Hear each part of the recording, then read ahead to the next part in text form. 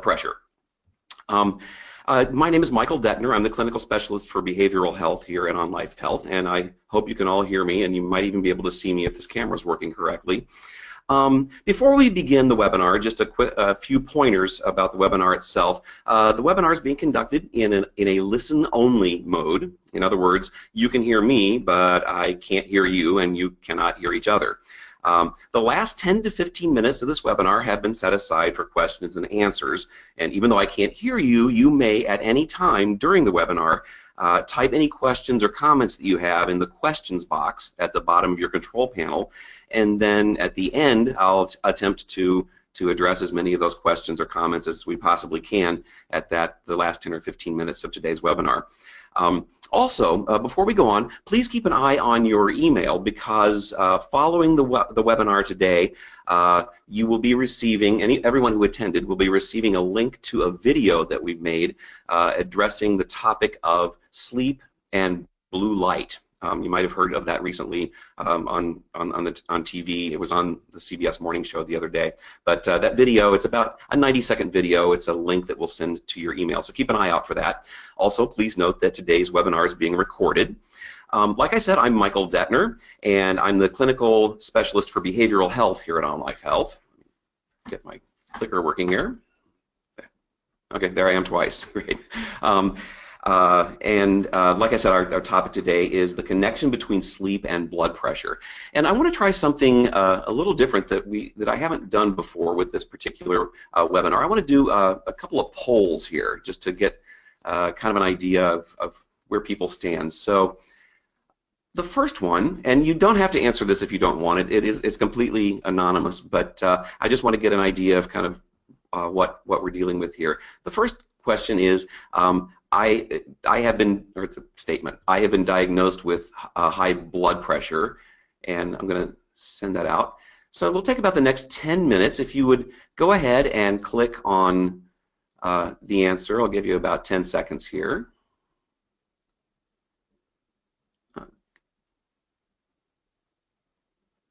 Okay.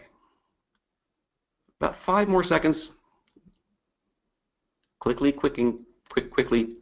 Okay.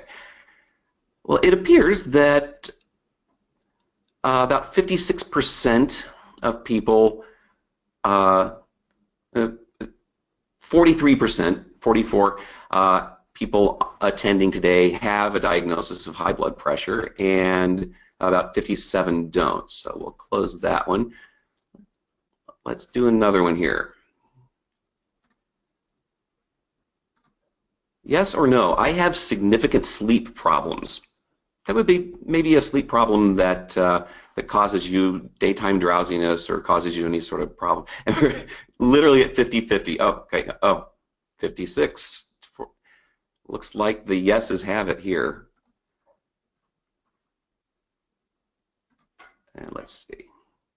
Okay, about 61 to 39%. Okay, so that is pretty significant. And one last question before we get started. Here we go. I have high blood pressure and I have significant sleep problems. So go ahead and take about 10 seconds and click yes or no if you'd like to, please.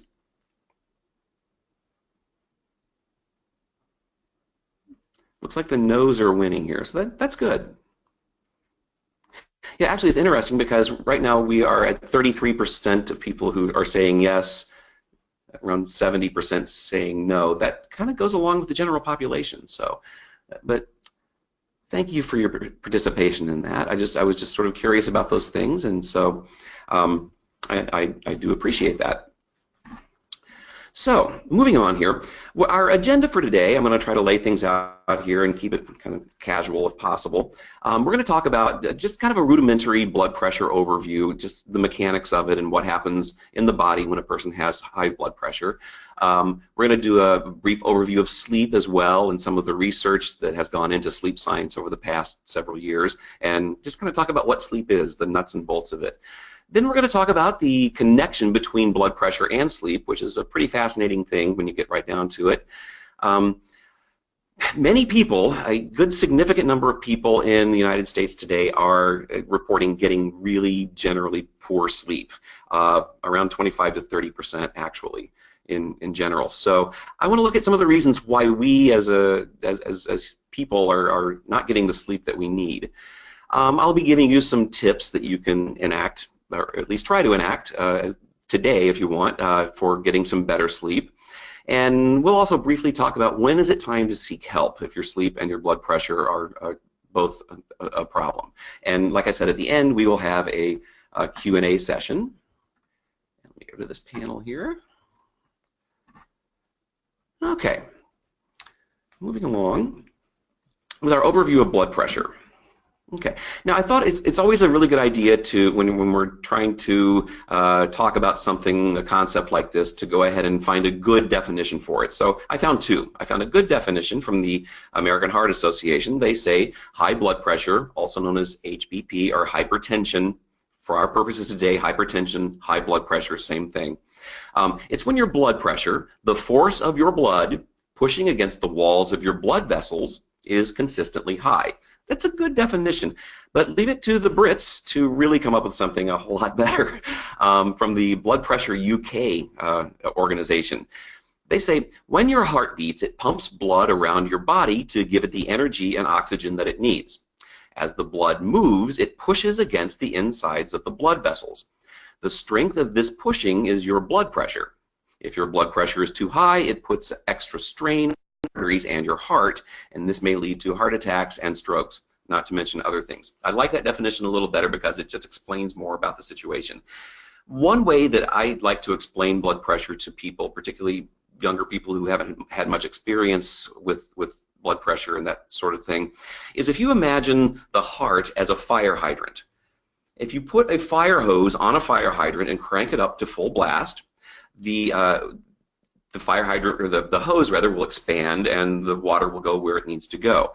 If, however, you put a garden hose on that fire hydrant, it's not going to be long before something bad's going to happen, because the force of the water coming out is much greater than a small garden hose can handle, so something's probably going to blow. So that's sort of a definition of blood pressure and high blood pressure that I like to use with people.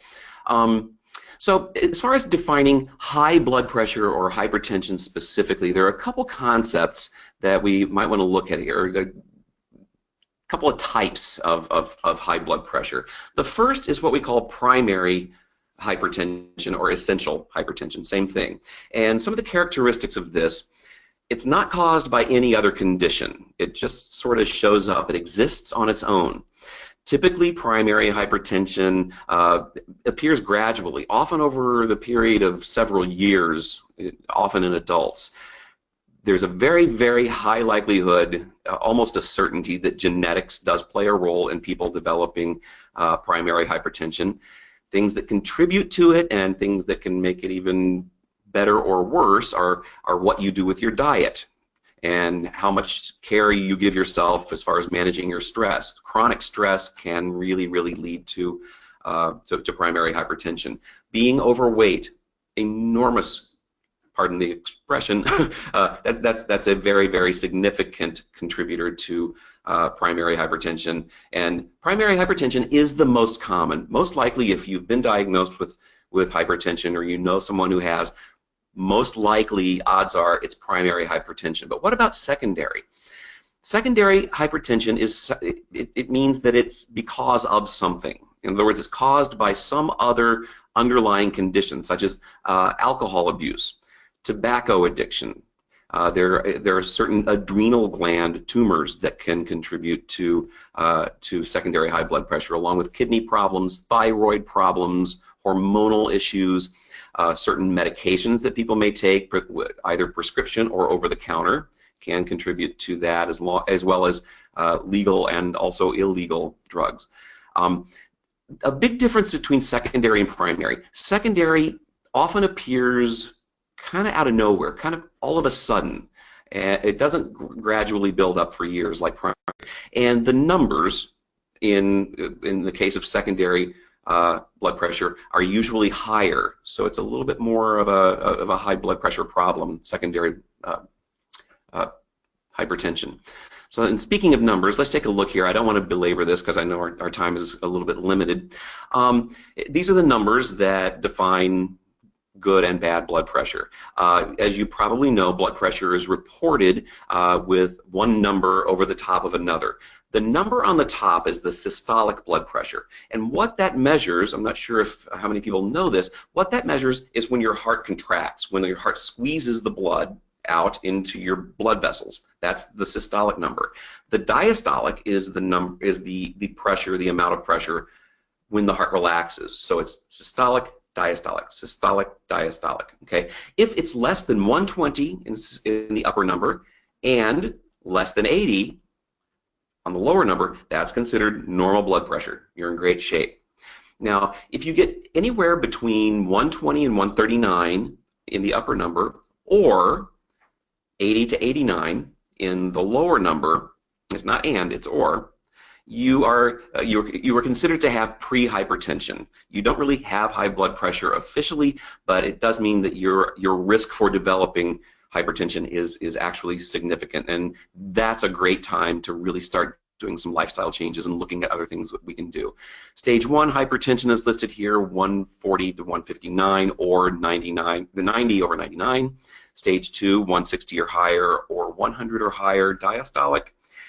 If your blood pressure is, the systolic is higher than 180 or your diastolic is higher than 110, that's considered a hypertensive crisis, and you should probably seek medical help immediately. That can be a very dangerous thing that could result in some pretty terrible things happening. So as far as complications, what does high blood pressure do to the body? Well, you may have heard it called the silent killer. And there's a reason that it's called that. Under most circumstances, a person with hypertension doesn't really know they have it because it doesn't really have any symptoms. Some people say they can tell if their blood pressure goes up, but generally speaking, it's not something that you can feel. Okay, but what it can do is, over a period of time, it can lead to heart problems because the heart has to work really, really hard when your blood pressure is high. It can lead to a burst blood vessel in the brain, which is a stroke, kidney disease. It can cause blood vessel problems in your eyes and lead to vision loss. Many times people who have been diagnosed with hypertension, it was brought up by their eye doctor because a good eye exam can spot things like that, as well as diabetes and other things. But there are even cognitive or thinking problems. If a person has hypertension for too long and it goes untreated, it can lead to difficulty remembering things, thinking, difficulty learning, and so forth. So it can cause all sorts of problems in your body and even in your mind as well. Now, so who is at risk? Okay, there are two types of risks we're going to talk about. There are uncontrollable risks that you really can't do anything about, and there are risks that are definitely controllable. Let's start with the uncontrollable. The first being, like I said earlier, your family history. Now, just like eye color and hair color can run in families, so can high blood pressure. My grandmother had terrible high blood pressure, as did my mother and her sister. And it was just about 3 or 4 years ago, I was at my annual physical, and my doctor said, you know what, I think it's time we need to start medication. Your blood pressure is creeping up past pre-hypertensive. So it definitely runs in families. Okay, so if you have a close blood relative with hypertension, there is an elevated chance that you could get it yourself. Another uncontrollable risk is age. Now, the older that we get, the more likely we are to develop high blood pressure, which would probably be primary hypertension. Now, the reason is because as we age, all of our blood vessels, like a lot of the rest of our bodies, they lose their elasticity. They don't stretch as well. Imagine going back to the fire hose. If the fire hose weren't able to enlarge and stretch, there would have to be more pressure inside that hose. So that's one reason why, as we get older, and we can't help that, we just do. Another uncontrollable risk factor is race. People who are African American tend to develop high blood pressure more often than Caucasians. And for African Americans, high blood pressure also tends to occur at an earlier age, and it tends to be more severe. Again, something that is not within our control. And finally, gender. It's interesting because up until age 54, men are more likely to be diagnosed with high blood pressure than women. However, that changes between age 55 and 64. It sort of levels out, and men and women get high blood pressure at a similar rate. But then after age 65 and on down the line, women are more likely to get high blood pressure than men. I'm not really sure why that is, but I think it is kind of interesting. And again, you can't control that. There are some things that you can control, however. You probably know, if you've known anyone with hypertension, you know it is advisable that they watch their salt intake. It's not just salt, sodium chloride. Sodium in general is something that we find in foods and so forth. Packaged foods like things that like our instant foods and so forth, prepared canned foods, fast food, a lot of general restaurant foods and things that are prepared actually come with added sodium. Now, why is that? It's because it tastes good. And from a marketing perspective, if you put on your business hat, saltier, higher sodium foods sell better, and the companies make more money. If you are worried about your blood pressure, definitely read labels and look for foods that would lead you to somewhere around 1,000 to 1,500 milligrams a day if you have a blood pressure problem. Something similar, bananas contain potassium. That was just an idea that I had. If you're not getting enough potassium, it can also lead to some problems with high blood pressure because potassium lessens the effect of sodium. So the more potassium you eat, the more sodium you lose through urine. And potassium also helps cause your blood vessels to relax a little bit, and that lets the blood flow a little more freer and with less pressure. So too much sodium, not enough potassium. You can't say enough about obesity. The more territory that the heart has to pump blood to, the higher the blood pressure is going to be. And it's typical as a person, if a person starts to gain weight, depending on their age, race, family history, and so forth, that can be an enormous contributor to a diagnosis of hypertension. So obesity is a big problem and is also linked to sleep, which we'll get to in a moment. Tobacco, especially smoking, will raise your blood pressure as soon as you inhale. So if you already are at risk for high blood pressure or already have high blood pressure, you're elevating your own blood pressure every time you smoke cigarettes. That's what happens. Also, alcohol, particularly alcohol used in more quantity than is recommended and used on a daily basis, can contribute to hypertension. Stress. It makes sense that if you're stressed out, your blood pressure might kind of go through the roof. It's a tricky definition, however, because technically stress does not cause hypertension. Stress, when you're undergoing a stressful situation, can raise your blood pressure, but when the stressful situation resolves and the stress lowers, the blood pressure tends to go with it. The problem, especially in a society as busy and as strung out as ours, many of us are under stress that really doesn't ever have an end point. So that chronic, ongoing sense of stress can keep your blood pressure way up high. There are some great stress management techniques that you can use to lower that. And finally, sleep. Sleeping too little, and for adults, the recommended amount of sleep is 7 to 8 hours per night. Not getting that adequate amount of sleep can also definitely contribute to high blood pressure. That's why we're here today. So there's your blood pressure overview. Let's talk about sleep really quickly here. Once again, let's try to define it. It's hard to do. Sleep scientists themselves have trouble defining what this mysterious thing is that we do every night when we lie down in the dark and lose touch with everything around us for several hours and then wake up and start over. It's a very strange thing. Some common factors that sleep shares. We know that sleep is natural and universal. Sleep is every bit as essential to life as proper food and physical activity. We would die without sleep. Okay. We know also that Every living creature on Earth goes through some sort of cycle of rest and renewal and then activity. Even plants do this, this sort of cycle, and obviously small dogs. It is a state of partial consciousness. Now, you may look at someone sleeping or this dog sleeping and say, well, this person or dog is unconscious. Technically, sleep is a state of consciousness, but it's only partial consciousness. Now, why is that? It ties into the fact that sleep is reversible. If you're in a coma or if you're under anesthesia, you can't really be awakened if you have to be awakened very quickly.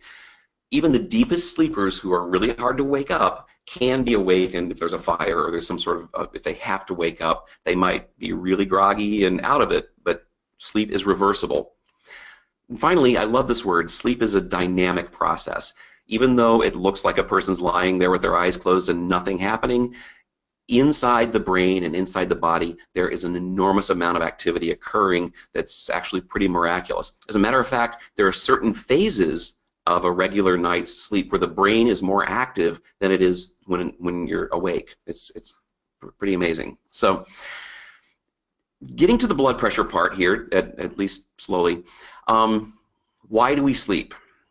Well, the easy answer is there are two answers. One is your body and the other is your brain. So let's take a look at the body first of all. And this is where blood pressure starts to come in. There are certain phases of sleep, particularly during the first half of the night, where your body is busy maintaining and repairing itself in ways that it can't do when you're awake.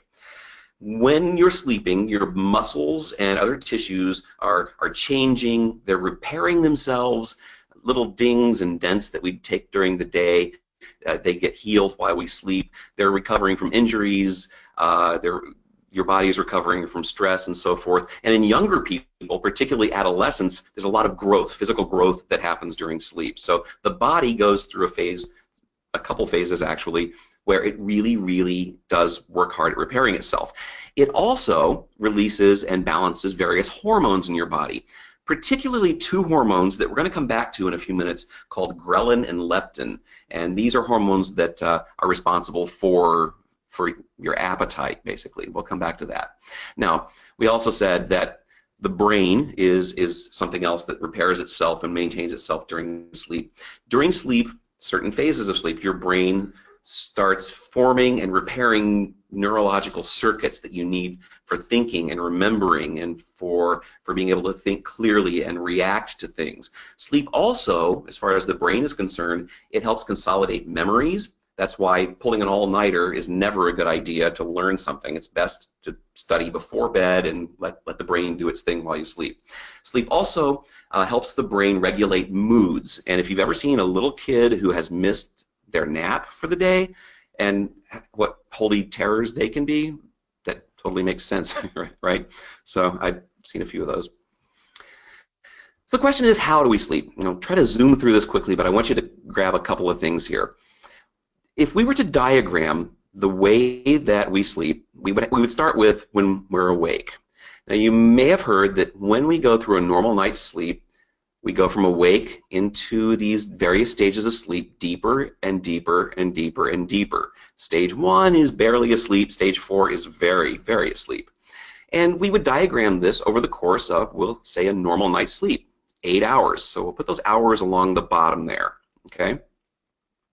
We would graph it with what we call a hypnogram. And what you're looking at here is the hypnogram, it's brain waves, basically, of the perfect night's sleep. I don't really know if it exists, but we'll sort of follow this along for a second here. I hope you can see my little pointer. We start out where we're awake at 0 hour. And when you go to bed, if you're having a perfect night's sleep, you go down into a little bit deeper sleep. Stage 1 is where you're still sort of in touch with what's happening in the room around you, but your heart rate is slowing down, your blood pressure is dropping, and your breathing is slowing down. And also, the core temperature, your actual core temperature inside your body, cools down. And as a few minutes go by, you go into stage 2. The same things are happening. Your whole body's slowing down and cooling down, but you'd be a little harder to wake up at this point. and just a few minutes later you go into stage 3 and stage 4. These two stages are called slow wave sleep or delta sleep. Stage 4 is about as asleep as you can possibly get. It would be very difficult to wake you from stage 4 sleep. But look, you stay there for quite a bit of time. And then for some reason, all of a sudden it looks as though you're going to wake up. And you don't quite make it to awake, but you do make it to what we call REM sleep. In red here stands for rapid eye movement sleep. This REM sleep is where you begin dreaming, and you have your first little bout of REM sleep right here within the first couple hours of sleep, just for a few minutes, and then the process repeats itself, and you go back down into deep, deep, deep sleep for a long time, then a little more dreaming, and the REM sleep gets longer and longer towards the morning. There are these little brief awakenings. You might periodically wake up in the middle of the night, but it's just for maybe a few seconds, so you don't even remember it, most likely. Now, you'll notice that there's this chunk of very deep sleep here, and the second half of the night is not quite as deep. Here's why. During the first half of the night, this is the phase of sleep, this deep sleep area here, where the body is doing all those wonderful things that I mentioned earlier, where it's rejuvenating itself, repairing itself, cleaning itself out, basically. It's the shallower sleep with more REM sleep going on during the last half of the night, where the brain is busy tuning itself up. So as far as blood pressure goes, I want to keep bringing this back to blood pressure. If you're not getting that deep, deep delta sleep, especially in the first half of the night when it's supposed to be happening, this is where blood pressure can be severely affected by sleep. So let's talk about that connection a little bit here. The blood pressure and sleep connection.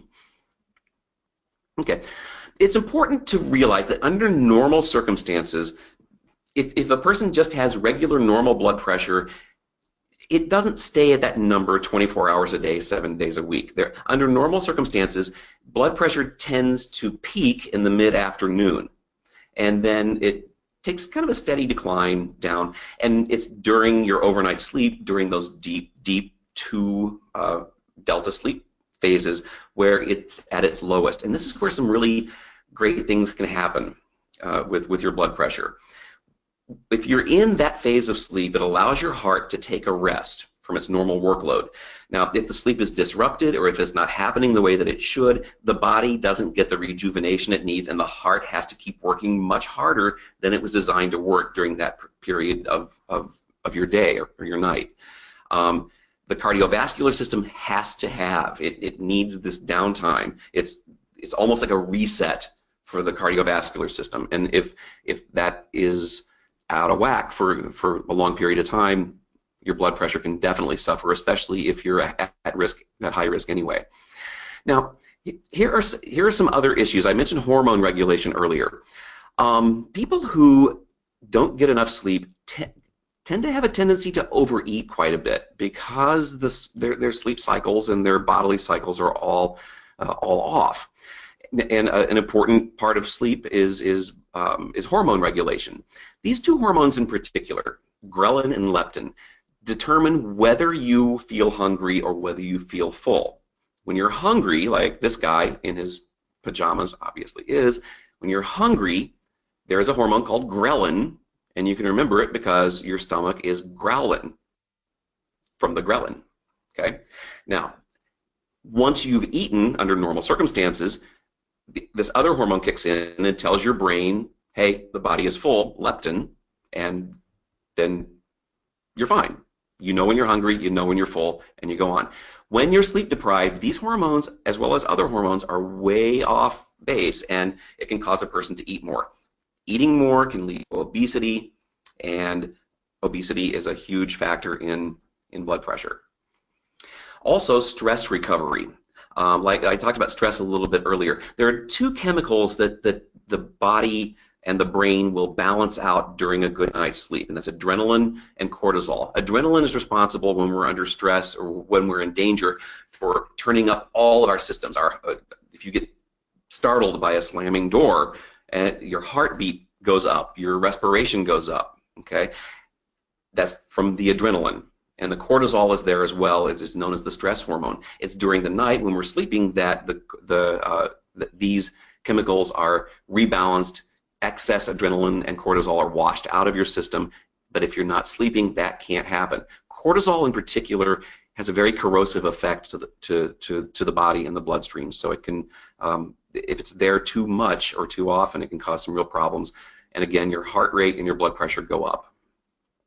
So like I said, and I believe the CDC has recently said that sleep deprivation is becoming a problem like of epidemic proportions in the United States. So why is that? That's a question we need to ask. Okay, why do we lose sleep? Well, we could sit here for 3 days and go over the many reasons that people lose sleep. I've tried to, for the sake of brevity, chunk it into three headings here. There are reasons that are related to lifestyle and behavioral factors. There are sleep disorders, a myriad of them, and there is the issue of poor sleep hygiene. You don't have to answer this question, but I wonder if you know what is the only animal that will deliberately, on purpose, refuse to sleep or put off or avoid sleeping. It is the human. We are the only creature on Earth that will ignore when it's time to sleep so we can do other things. And I'm not really preaching from a high pulpit here. Do as I say, not as I do.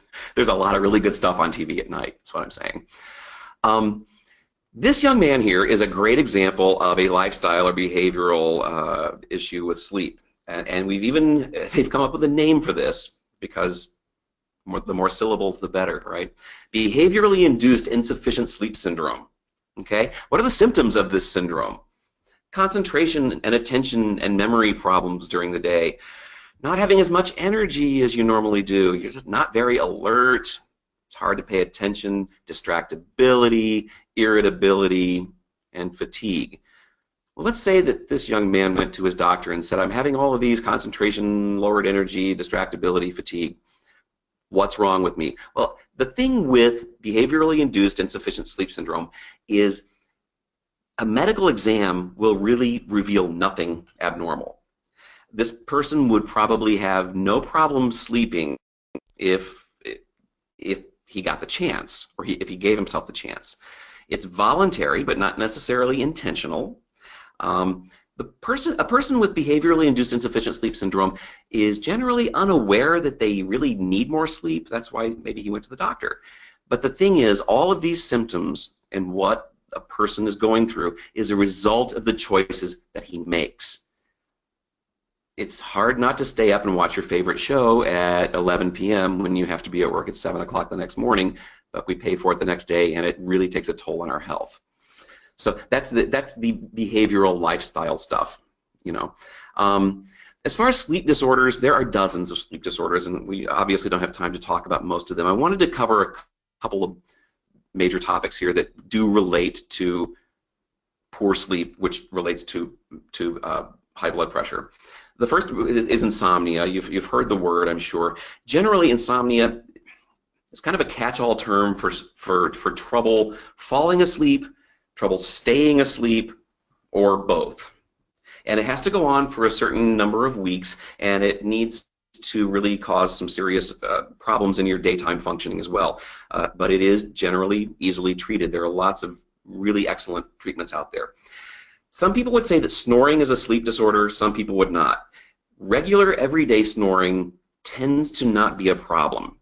Well, for the snorer. Now, for the sleep partner, that could be a different story. But generally, regular snoring is not a huge deal. It's fairly normal.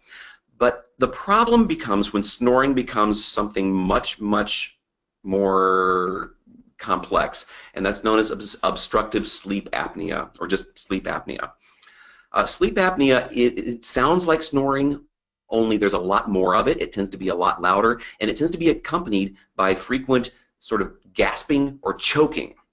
What happens with sleep apnea is the tissues, the soft tissues in the back of the mouth and neck, as you're lying down, they become, over the years, a little bit less rigid, more floppy, and they literally fall into your airway. Now your brain takes very good care of you because the brain goes, uh-oh, we're choking, we stopped breathing, and it wakes you up. That's good.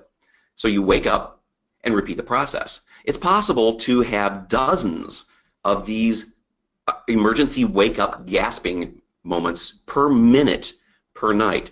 Now, how can you get to stage 1, 2, 3, and 4? How can you get to that deep sleep that you need to maintain your body and your brain when you can't really go to sleep at all because you keep waking up, choking, and gasping? The problem with, and it's a chicken or the egg issue, being overweight contributes to the enlargement of these tissues. They're part of your body. If your body's overweight, these tissues get heavier, so they're more likely to choke you at night. Because the body can't tune itself up during those deep stages of sleep, weight gain occurs and high blood pressure occurs because of the weight gain. And the more weight you gain, the worse your apnea gets. So the worse your apnea gets, the worse your weight gain gets. Once a person finally gets treated, it happened to my father actually, once he got treated for sleep apnea using a CPAP machine, he lost like 40 pounds in 6 months. And his color even changed. He was healthy. He could actually sleep at night instead of waking up many, many times per minute. So that's a big one. It's a really big one. The third thing here, poor sleep hygiene is another reason. It relates a bit to the first reason here. The National Sleep Foundation says that sleep hygiene is a variety of different practices and habits that are necessary to have good nighttime sleep quality and therefore full daytime alertness. I like that definition. I like to think about it like this. If you think of hygiene as something that you do for your body, we bathe, we shower, we take care of our bodies. Oral hygiene, we brush our teeth, we floss, right? Sleep hygiene is along the lines of the same thing.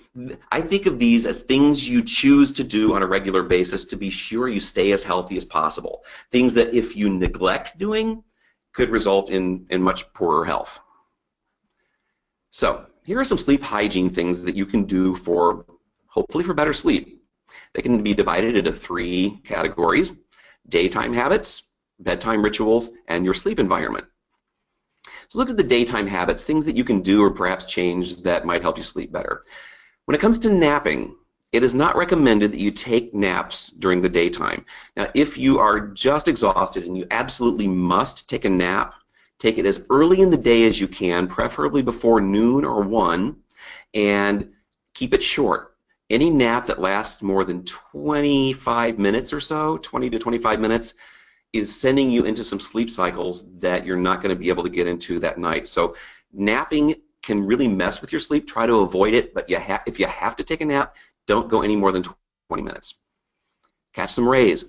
As soon as possible in the morning when you get up, try to get some sunshine on your face. Try to get outside and get some daylight.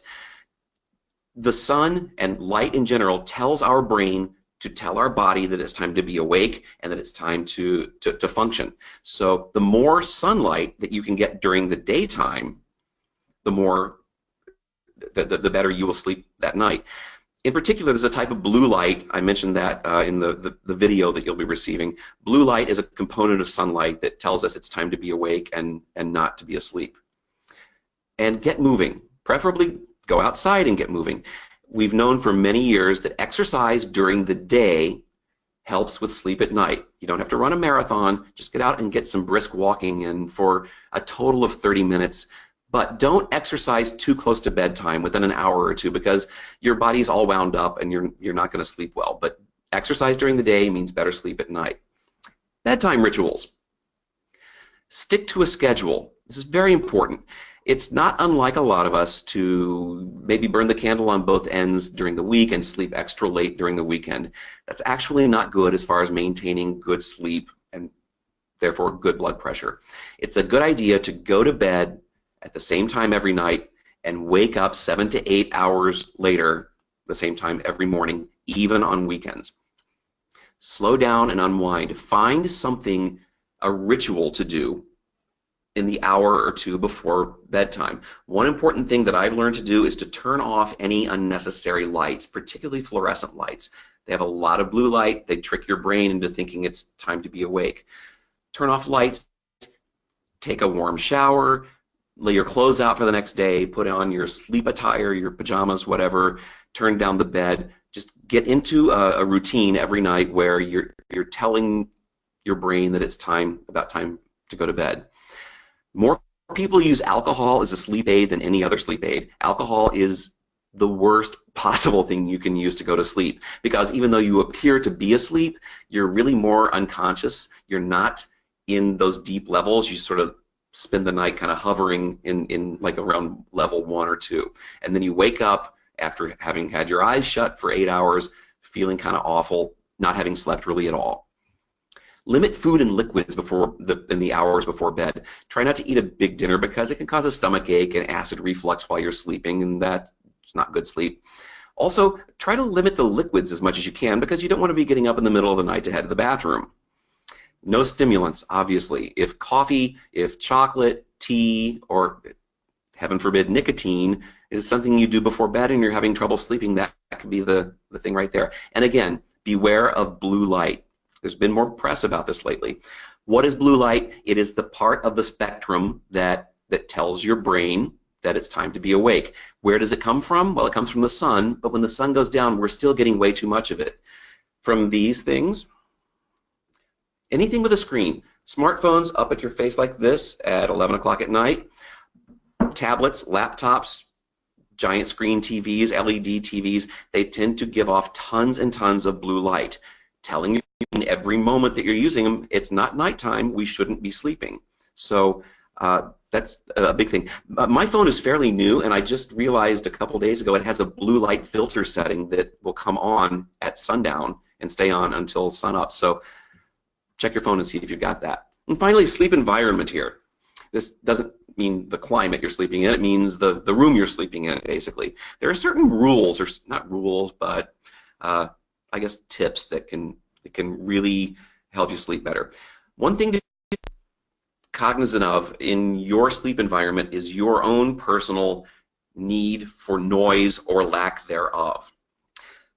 I need pretty much total silence to sleep. But I know a lot of people who for many years have slept with a fan running in the room because they need some sort of white noise. Some people have white noise machines. Some people may have music on. Whatever works for you. I couldn't sleep with music in the background.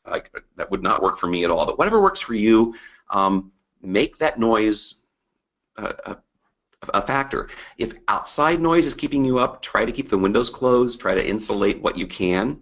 But do whatever your noise preference allows you to have the best night's sleep. As I said earlier, when we're going to sleep, our body's core temperature when night falls begins to drop. And if we're sleeping in an 80-degree room with a ton of comforters and duvets on top of it, it's hard for our body to get that cool down effect. So most experts recommend that you keep your bedroom slightly cooler than the rest of the house for better sleep. Light, once again, street lights. A lot of communities are replacing traditional street lights with LED lights. It's causing some problems because it mimics sunlight. Even birds are not knowing when to roost. Get good curtains that block out as much light as possible. I travel quite a bit, and I always have one of these in my suitcase, one of these big binder clips. Because you're eventually going to be at a hotel room where the curtains just won't match up and there's a big stripe of bright light. These are great for pinching curtains together, so I recommend that for your luggage if you travel.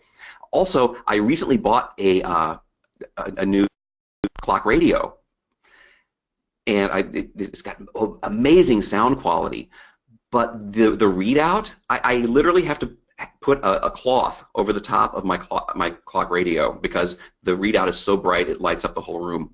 But that works. If you have a sleep partner who's disturbing your sleep, this can be a tricky thing to deal with. It's good to have conversations. Sometimes it's also totally okay to decide in advance that if I'm keeping you awake or you're keeping me awake, going to the couch for a few hours might be an option, and it doesn't mean that your marriage is in trouble, okay? Your sleep surface, your mattress, in other words. It's recommended that you change mattresses about every 8 years. I don't really know if it's that urgent. If you're uncomfortable on your mattress, if it's preventing you from sleeping well, if it's hurting your ribs or your hips, it might be time to replace it. But I think that might be a little bit of a marketing ploy from the mattress industry. Clock watching.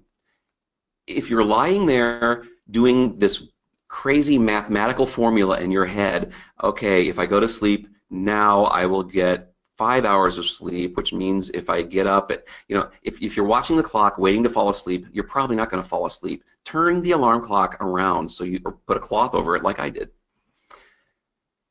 Possibly the most important sleep hygiene thing that advice that I can give you: never lie in bed awake. If you've had one of those sleepless nights, and I know I have, where you lay down and you're tired, but your brain keeps going and the sleep is just not happening, you begin to become agitated on the inside. You begin to get angry, and you begin doing that math game. Okay, if I go to sleep in 10 minutes and wake up, once you're that agitated, you're not going to go to sleep anyway. So the rule of thumb is, after 20 to 30 minutes, if you're not asleep, get up and go do something else, preferably something without a lot of lights and something that's not terribly exciting. I wouldn't watch a huge smash movie on TV. Go read something, go just do something calm until you feel sleepy, and then go try again. Because eventually, if you go through that mental anguish of not being able to sleep enough times, the unconscious part of your mind will associate the bedroom with unpleasantness and turmoil, and that makes it even worse. So anyway, when to seek help. If you're having trouble sleeping and you are in treatment for high blood pressure, that's something you may want to discuss with your doctor, because if you're not sleeping well, it might not be the cause of your high blood pressure, but it may be contributing to difficulty controlling it or having to take more medication than you want to. So generally, sleep is something to bring up at a doctor's appointment for many reasons, especially if you have high blood pressure. So there are many safe and effective treatments both for sleep problems and for high blood pressure. And if your doctor works on those two things at the same time, you can sleep better, blood pressure will respond better, you might lose some weight, and you're just going to feel better and more alert and more happy during the regular parts of your day. So I think we're running a little short on time here, so I'm going to open up the questions panel here. Let's see. Get rid of that.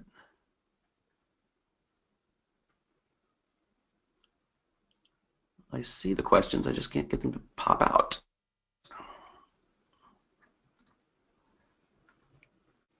Okay. Oh, I have a question here. Low blood sugar is also an issue for me. For some, it causes fainting, blacking out, which can obviously cause injury. What are approved treatments for this problem?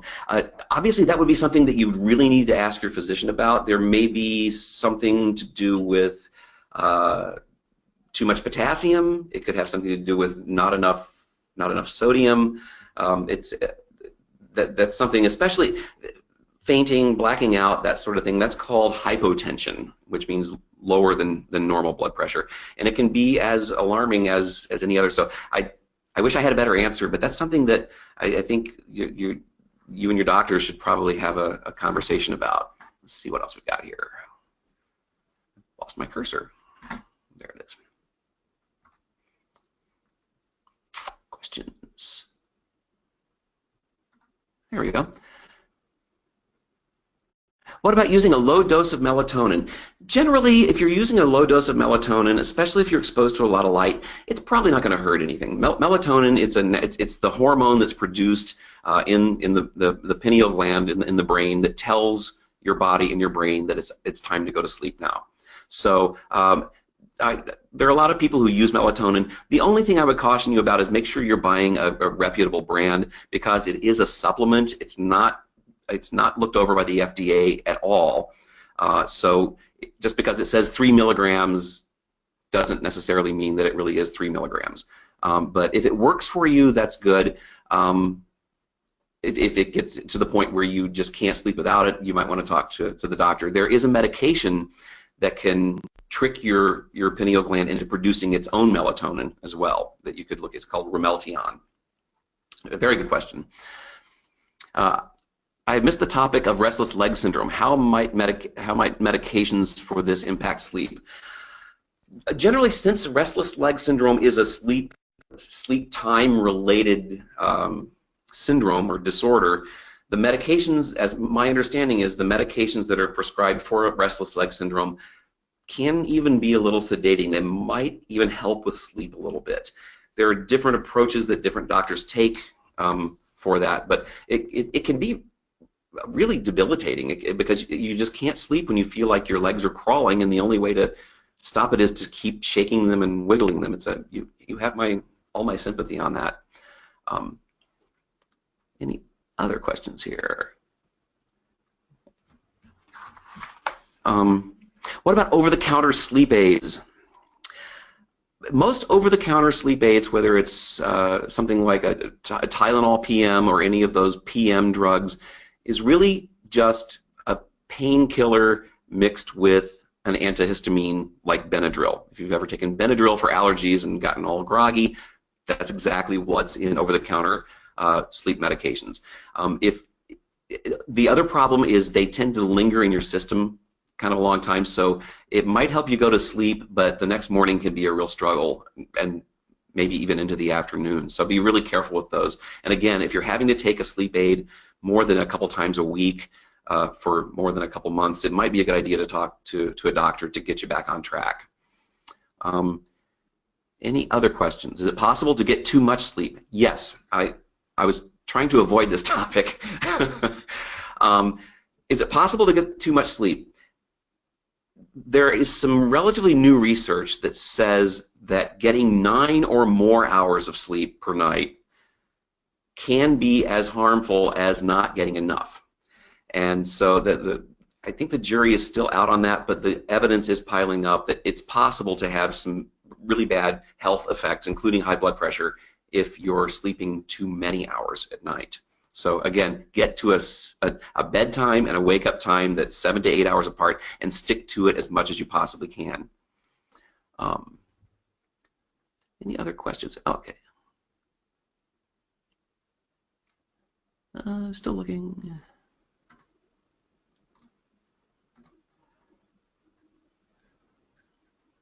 I think I got to all the questions. Any other questions? Just type them in there.